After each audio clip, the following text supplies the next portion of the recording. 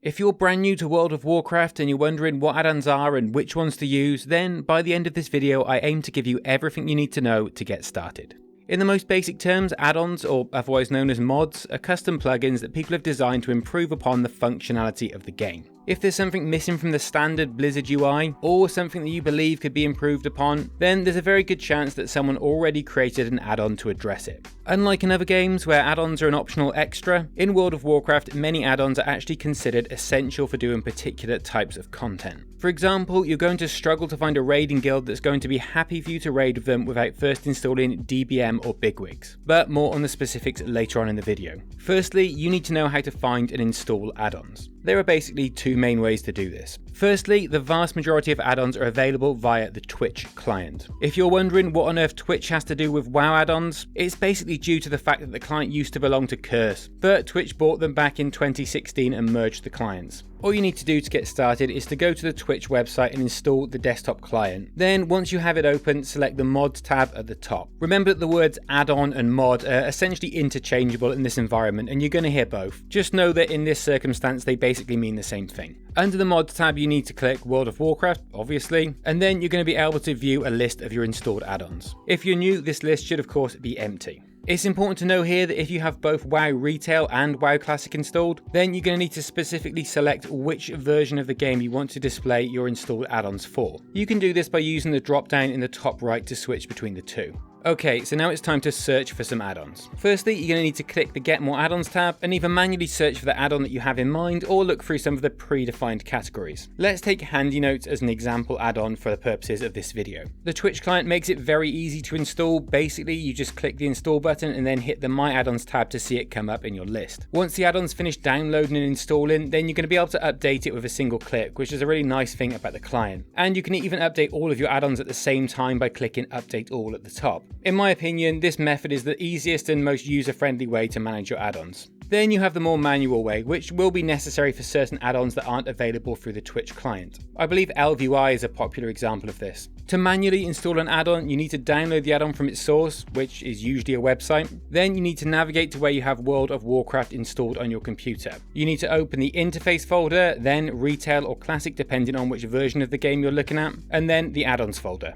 Inside the add-ons folder, you can simply unzip your add-on. That is if it's zipped of course, but they usually are. Regardless of which method you use to install your add-ons, you should see them at the character selection screen where you can enable or disable them as you please. If they're not showing there, then you're probably going to need to troubleshoot your installation. You're also able to see them in game by hitting escape and then clicking add-ons. One extremely important thing to remember when installing add-ons is to only install one or two at a time. You can see from my interface that I have a lot of add-ons installed. But if you're new and decide to install all of these at the same time, it's probably going to completely overwhelm you. Some add-ons require a lot of configuration, and it's best to become accustomed to one or two at a time, rather than making your UI look like a total mess. Honestly, if you only take one thing away from this video, I hope you take this particular piece of advice and save yourself some stress. So that's the boring stuff done with. Now let's look at the types of add-ons that you can use to enhance your experience in WoW. For the purposes of this video, I'm going to split add-ons into the following categories: questing, convenience, user interface, PvE, PvP, class specific, and MISC, which I'm basically going to use as a very broad category to capture everything that doesn't fall into the others. If you look at the category drop down on the Twitch client, then you'll see that add-ons are broken into far more subcategories than this. But I want to keep things simple by using these broader categories that roughly map to the core components of the game.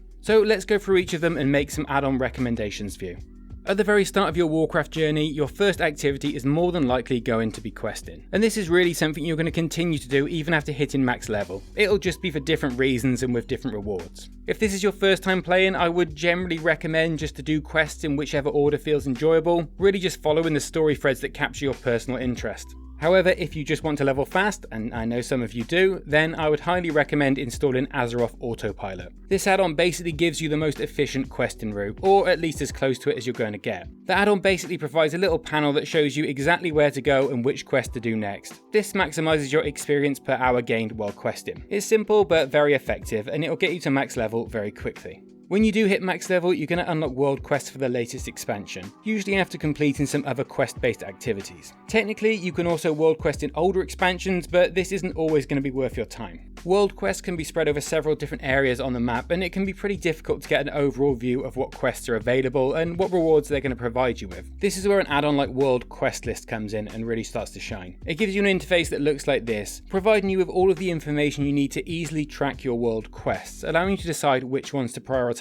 at a glance. These are the only two questing specific add-ons that I'd really recommend as being exceptionally impactful, but you'll see in the next section that a lot of convenience add-ons will also impact on your questing experience. There are an absolutely huge number of these convenience add-ons that are going to make your time in-game far smoother and more efficient. Convenience really is a massive category, there's everything you could imagine in here, but I'd recommend the following add-ons to get you started. Again, remember to try them one or two at a time. Firstly, you're going to want an inventory management add-on such as Bagnon or Adibags. These add-ons combine all of your bags into one, as well as offering you a range of other sorting-based features. Personally, I use Adibags as it gives me a bunch of predefined categories and automatically sorts my items into these categories for me. I'm notoriously lazy when it comes to inventory management, so this really suits me. The add-on even creates categories for the armor and weapons that you're going to use for different class specializations, which means you don't accidentally sell an item that you need to use for tanking. Not that I've ever done that before. Regardless of which one you go for, they're both solid add-ons and they provide a bunch of additional features such as management of currency, bank space, guild bank space, and plenty of other stuff. If you're not sure which one to go with, you could always try both and see which one suits you best. Another very simple but very useful inventory management add-on is Auto Vendor. This basically sells all your junk items automatically to vendors when you speak to them, rather than you having to manually click each item. Settings can be customized, so this can be applied to things such as bind on pickup items that are below a certain item level. This particular example is useful if you're farming old raids and are clearly not going to be using any of the items you pick up. Auto Vendor is essentially a time-saving device. It has a bunch of customization options that are ultimately going to allow you to minimize time stood at vendors flogging your unwanted items.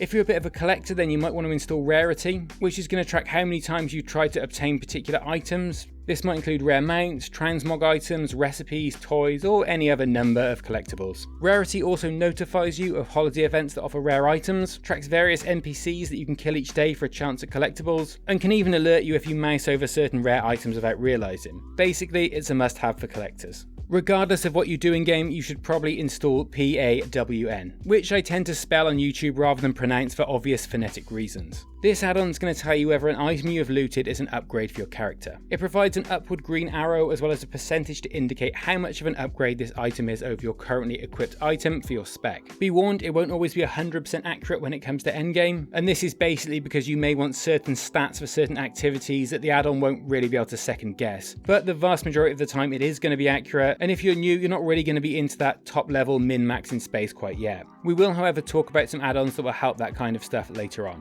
So what about the items that you don't want to use, but equally you don't want to sell them to the vendor due to their value to other players? Well, you're going to be selling these items on the auction house. Now, the basic functionality of the auction house used to be pretty, well, basic. However, there have been some big changes recently, and for that reason, a lot of the popular auction house add-ons have had to be rewritten from the ground up. So just bear this in mind when you're doing your research. Auctionator is still the add-on that I'd recommend for new players, and regardless of improvements to the default AH functionality in-game, I'd still suggest installing it. The biggest benefit of Auctionator for me is the ability to scan the auction house when you visit, and for the add-on to then subsequently give you an estimate of what an item is worth on the auction house based on this data whilst you're out in the open world. This is displayed when you mouse over the item, and it avoids you having to be stood at the auction house manually making comparisons. There are plenty of other features as well, so I'd suggest reading the add-on description and deciding for yourself whether you think it's worthwhile.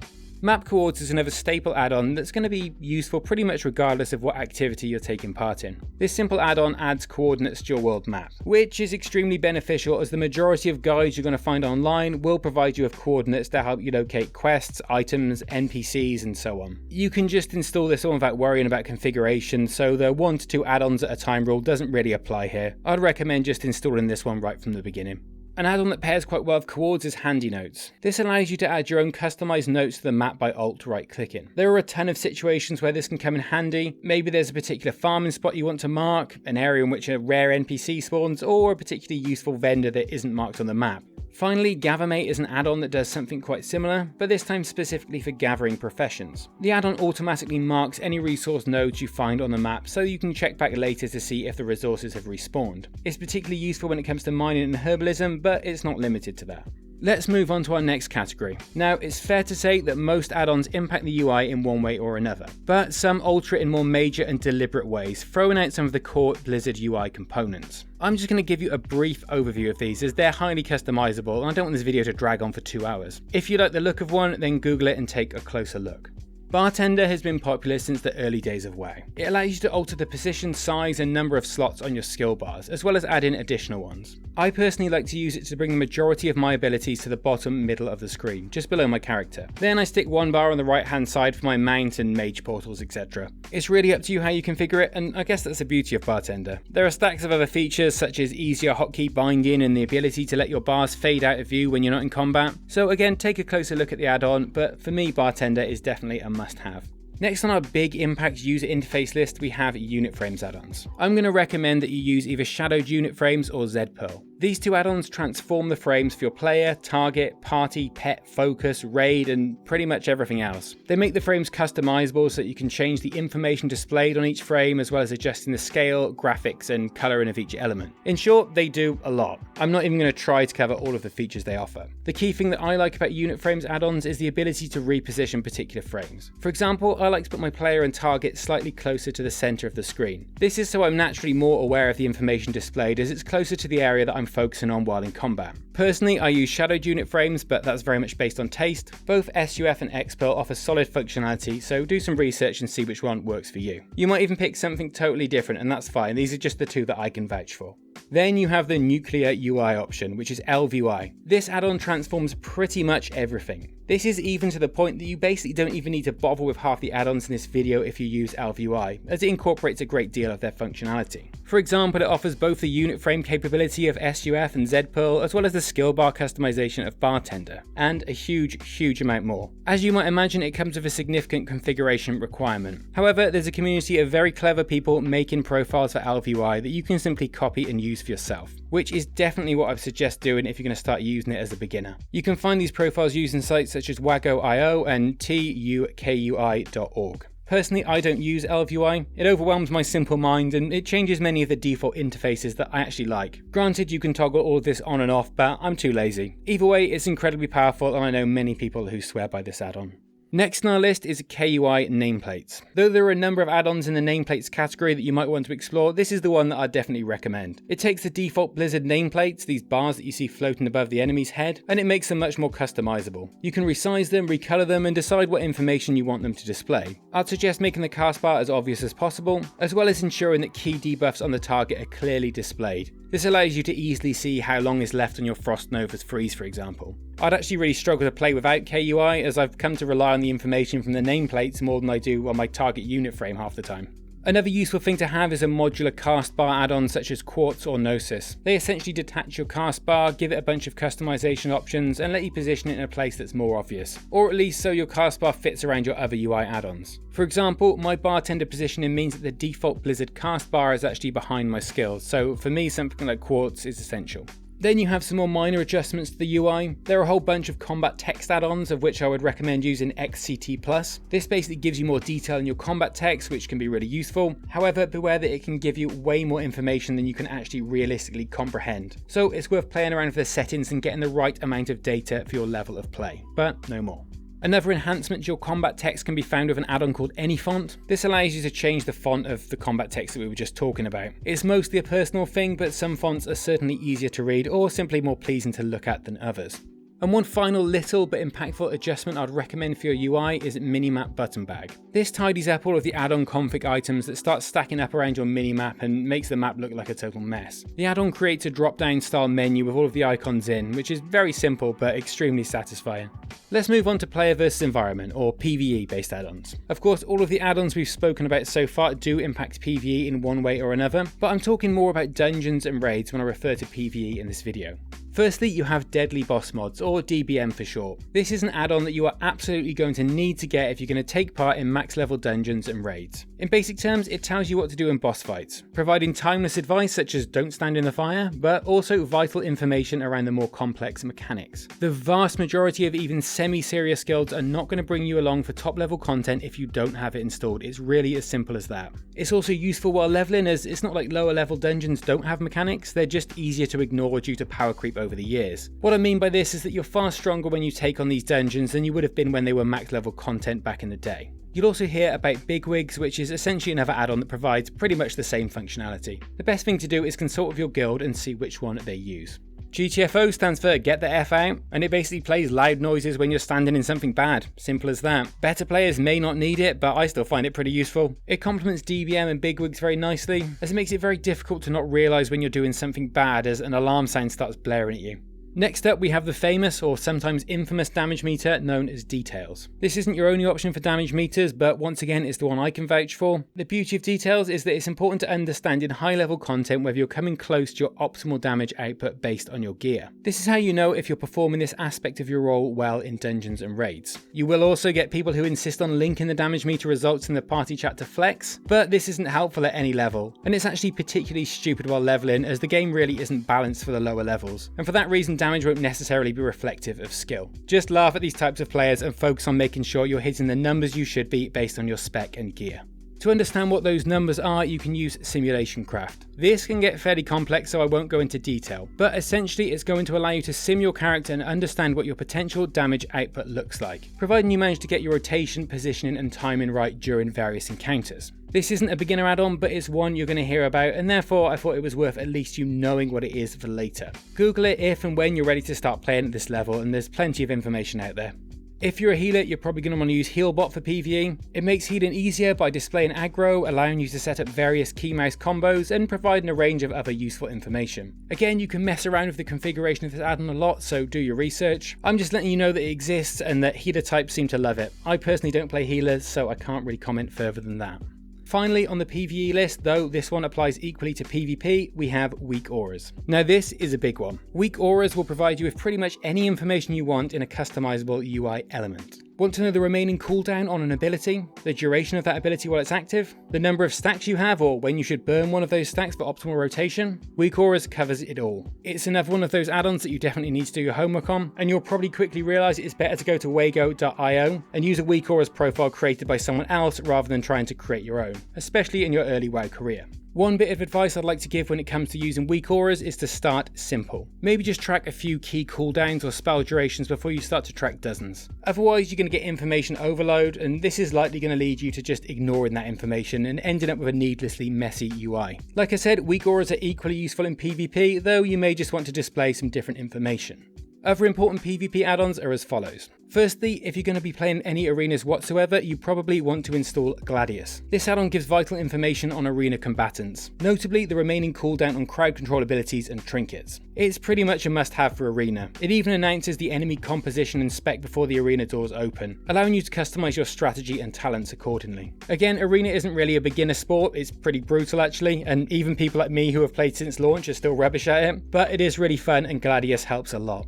Gladiator LOS SA2, which is a bit of a mouthful, is also a really nice add-on to have. It's a bit like GTFO in the sense that it gives you audible cues around key events. For example, if your opponent kicks your spell or your ally's spell, uses their PvE trinket, or starts casting a crowd control effect such as Polymorph. Arena veterans are unlikely to use it, but it really does help to build awareness, especially for new players.